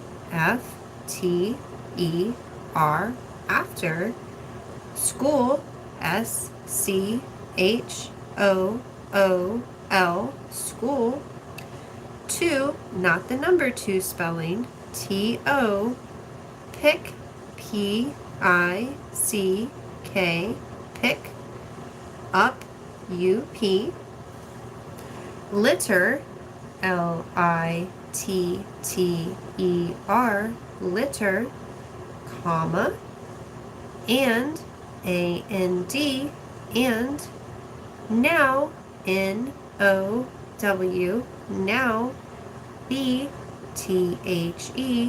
the, school, SCHOOL, school, yard, YARD, yard, is, IS, lovely, LOVELY, lovely, and, AND, and, tidy, TIDY,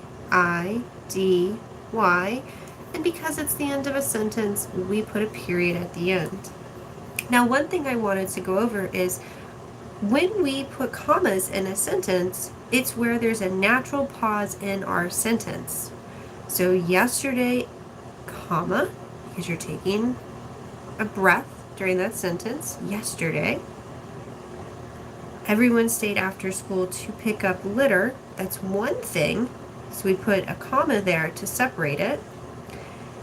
And now the schoolyard is lovely and tidy. But if we had 3 things here, then we would have more commas. So if it was yesterday everyone stayed after school to pick up litter, comma, one event, drink water, then that would be another event. So we would say drink water and then a comma. And then to finish it, we would say and we, have the comma before the and. Now the schoolyard is lovely and tidy. So that's how that part works. And I think we have time to do one more worksheet, which is going to be page 27. And this is still in the reading chapter. And so your first thing that you're going to do is put your name at the top of the page.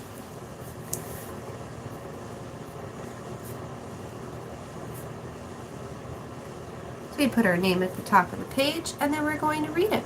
So this is still on synonyms. So synonyms, directions, circle a word or a phrase in each sentence that is a synonym for a word in the box. Write the synonym on the line. And our words that we can choose from are challenged, perish, shocked, chill, thaw, shivering, chart, thrive, frighten, shield. Example: the writing was in an old code. And so they've circled old. And so we want to find the synonym for old, which they have put as ancient. And ancient is not in our word box, so we don't have to cross it out. So let's look at our first sentence and see what options we have. Number 1, a fish out of water will quickly die. So, of these words, do you think we have anything that we could use as a synonym? And our word box is challenged, perish, shocked, chill, thaw, shivering, chart, thrive, frighten, or shield. All right. So perish and die, I believe, are synonyms. So I think we should circle die, and we should use perish as our synonym choice. So perish is spelled P-E-R-I-S-H,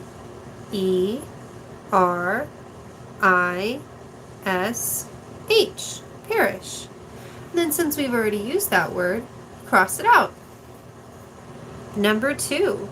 Number two is the ice carving is beginning to melt. So let's look back at our words in our word box and see if any of these words could be used as a synonym for any of the words in this sentence. Our word choices are challenged, shocked, chill, thaw, shivering, chart, thrive, frighten, or shield. So I think melt could be replaced with thaw. So I think those are our synonyms. So let's put thaw as our word and spell out thaw. T-H-A-W, thaw. And don't forget, you have to cross it out. Number three. I was amazed when I saw how he looked. Let's go back to our synonyms. Challenged, shocked, chill, shivering, chart, thrive, frighten, shield. Which word do you think we should use?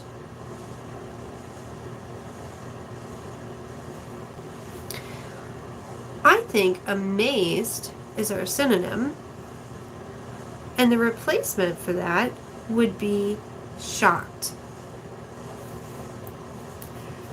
So let's put shocked down. So shocked is spelled S-H-O-C-K-E-D,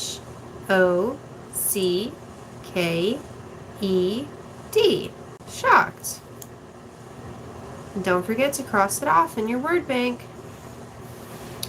Number four. The puppy was trembling with excitement. Which word do you think is a synonym for one of our words in our word bank?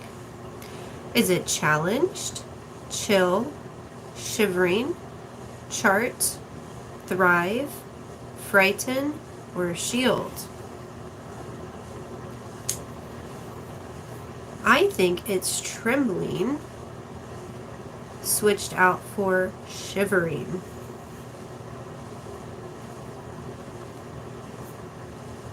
And shivering is spelled S-H-I-V-E-R-I-N-G,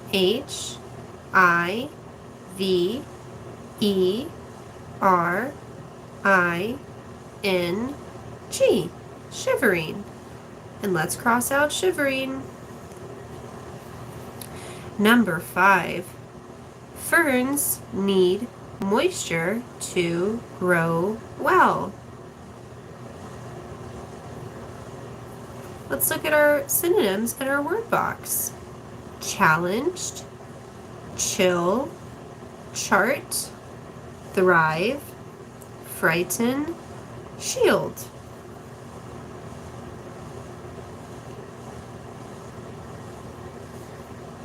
So this one, we're going to circle grow well. And we're going to replace that with a synonym of thrive. And thrive is spelled T-H-R-I-V-E,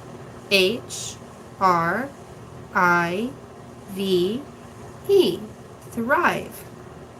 Don't forget to mark off thrive in your word bank.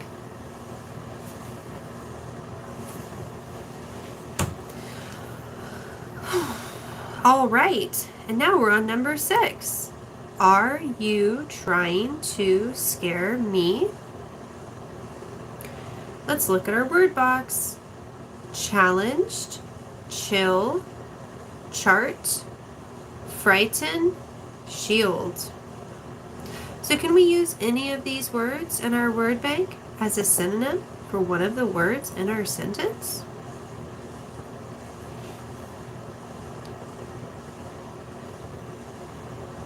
I think that we should circle scare and use the synonym frighten.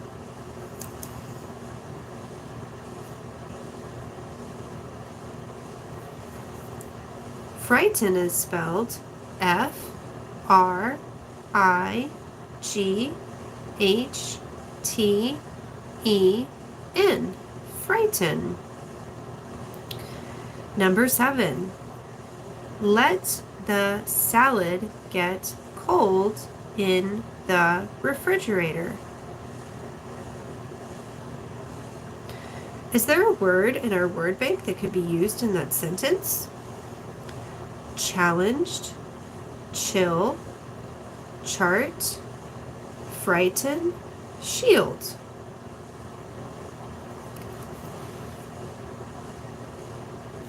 I think it should be get cold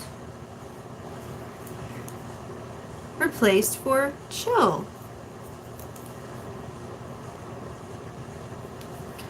Chill is spelled C-H-I-L-L. Chill. Let's cross off chill from our word bank. Number 8 is she tried to protect him from the truth. Let's think about that sentence while we look at our synonyms in our word bank. Challenged, chart, frighten, shield. Which one do you think it is? I think it's protect and switching the synonym of shield.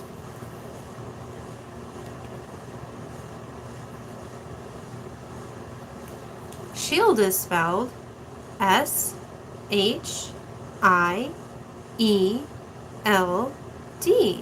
Shield. Don't forget to go up to your word bank and mark out shield. Number 9. He made a list of different kinds of birds. Let's look at our word bank. Challenged, chart, frighten.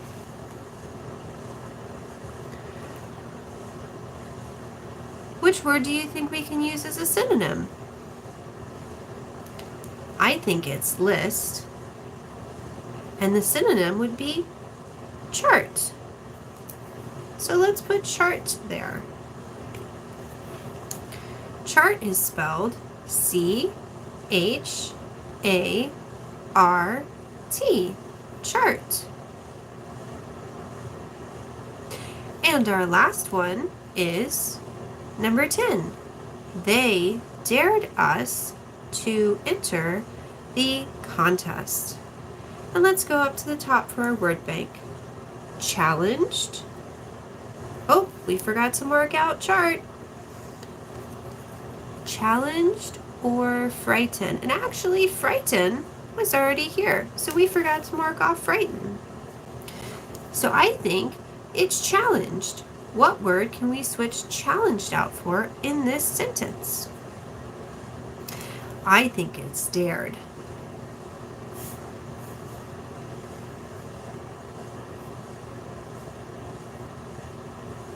Challenged is spelled C-H-A-L-L-E-N-G-E-D. Challenged.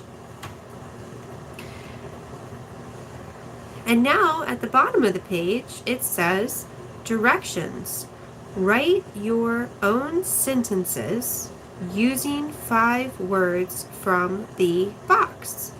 if you're not sure what a word means, look it up in a dictionary. So, let's make a sentence using 5 of the words from our word bank. What you could do is you could use some of these sentences that you've already done and then change out the word that you wrote down for the word in the sentence. So for an example, the writing was in an ancient instead of old code. Or, like number 1, a fish out of water will quickly perish instead of die. So I think I'm going to write down the sentences that we have already made, and then I'll share those with you. If you want to use different sentences, go ahead. So we are supposed to do this for 5 words. So I'm going to try to do 5 sentences here. And my first one is going to be the writing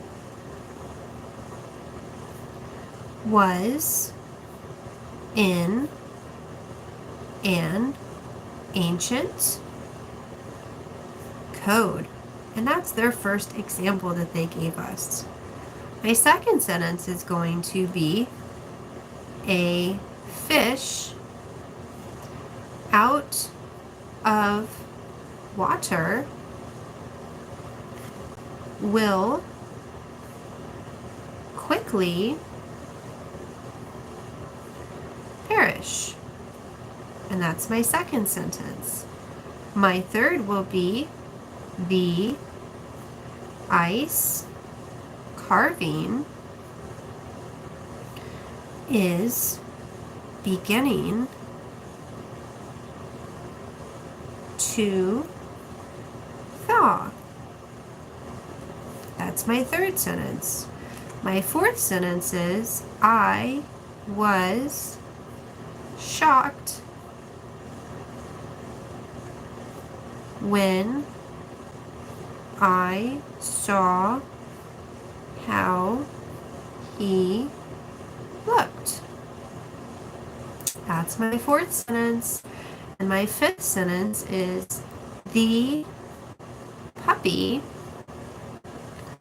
was shivering with excitement.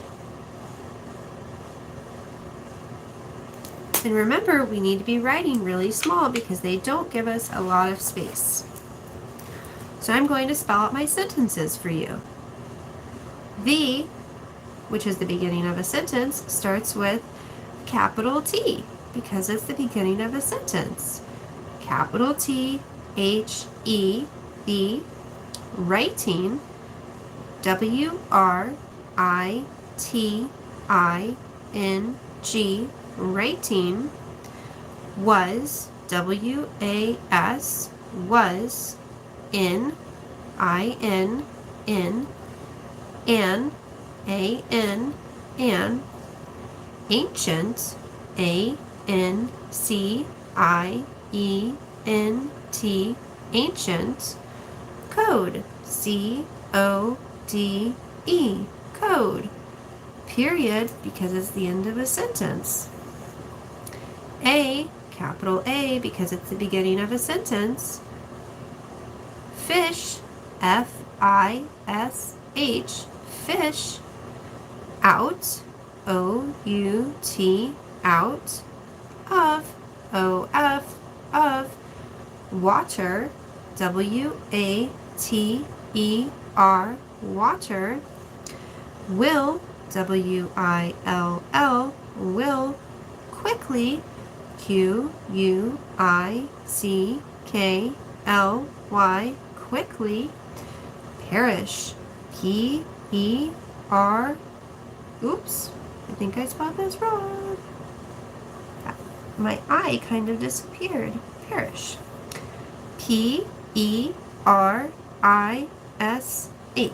Perish. Period, because it's the end of a sentence. The starts with a capital T. Capital T, H-E, the. Ice, I-C-E, ice.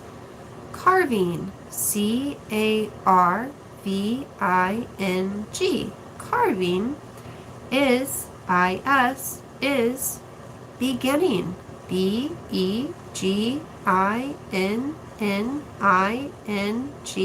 Beginning.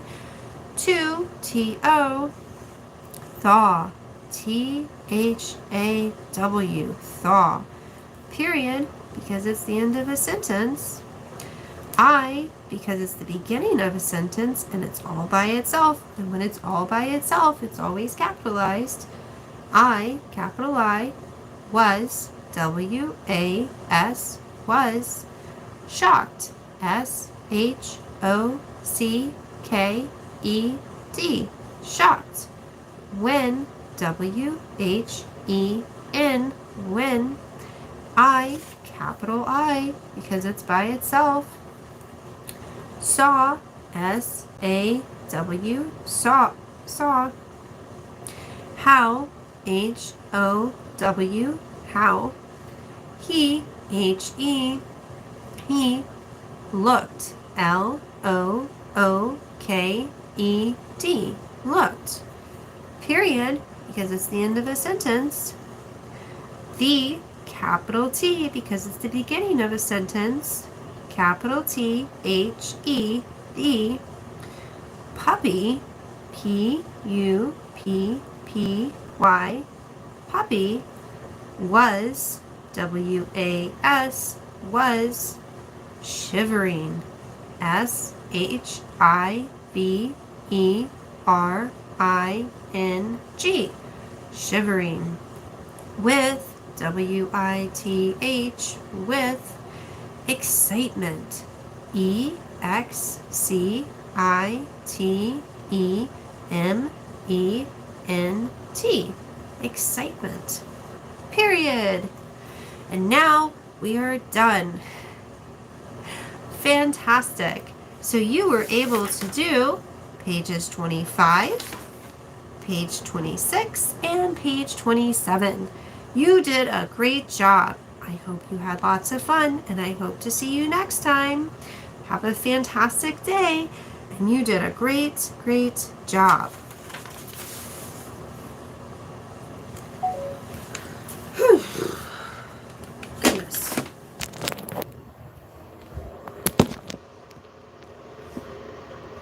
Ugh. It's very draining. Making these little worksheets. They just feel like hunched over. It's very, ugh. That's how I make my videos, though. I just, like, I have my little tripod thing, and I just hold it. And it took us forever to realize that, like, this little button on the side, right here, is to, like, release the camera. So it'll stay like that. And then when I push it, it falls down. And we didn't even know. So now that we know, sometimes we play with it because it's cool. Ooh, I'm about to drop my phone.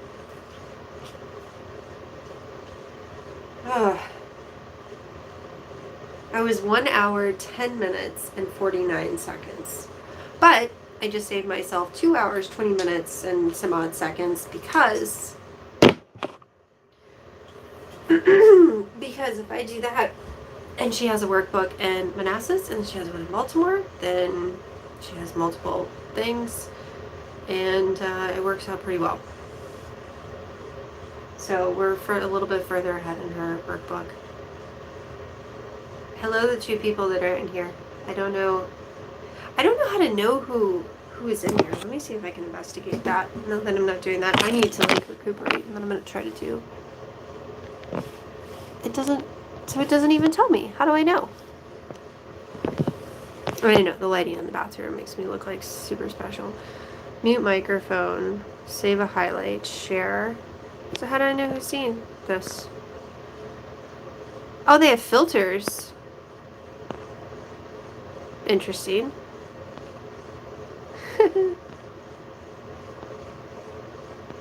I like never do this kind of stuff. What is this? Bubbles? Are you gonna bubbles the whole time?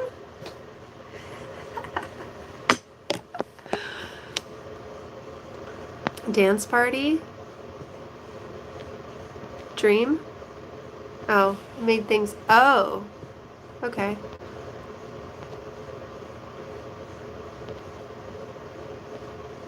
Uh-huh. Oh, well, that's like not freaky or anything. Mm-mm. Oh, I can turn myself into a little pencil sketch. Not very appealing. Hmm.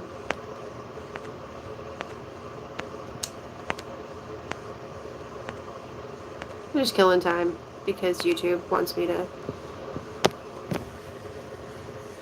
go live because they took my monetization away. I mean, they didn't take it away, but it says that I made a penny for like 3 days. I'm like, no, no, no, that's not correct. Slate. Dreamy. Maybe I'll make a rat bubbles. It is entertaining. The other filter thing makes it look better.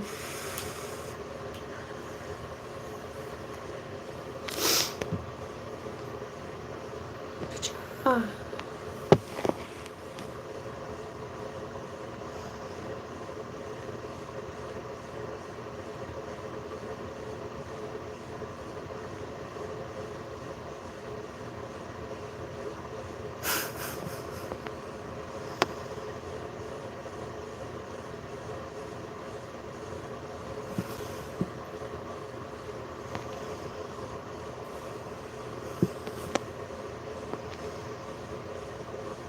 I have no way to like text people back. Hmm.